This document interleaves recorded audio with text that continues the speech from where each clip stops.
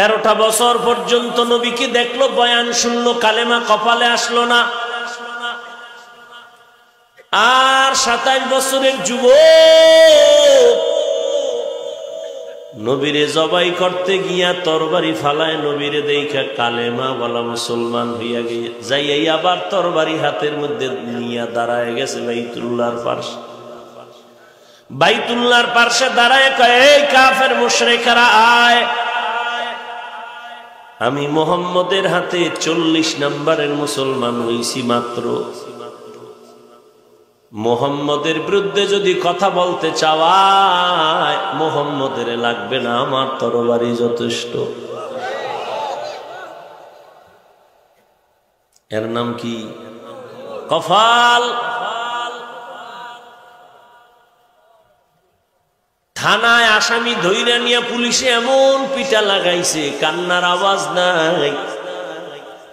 আর এমন এটা কেমন প্যান্ডেল যেখানে আল্লাহওয়ালারা বয়ান করে, ময়দানে মানুষগুলো হাউমাউ করে কান্না করে, বলো ওরে মারলো কে?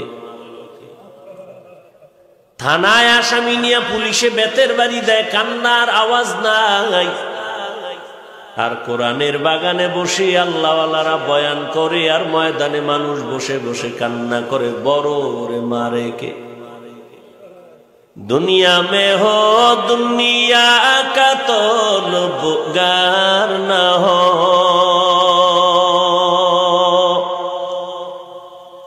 बाजार से गुजर हो खरीदार न हो।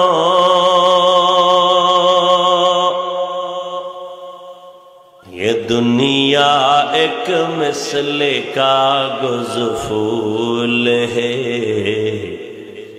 ये दुनिया एक मिसले कागज फूल है। जिंदगी में बंदगी तू करना है,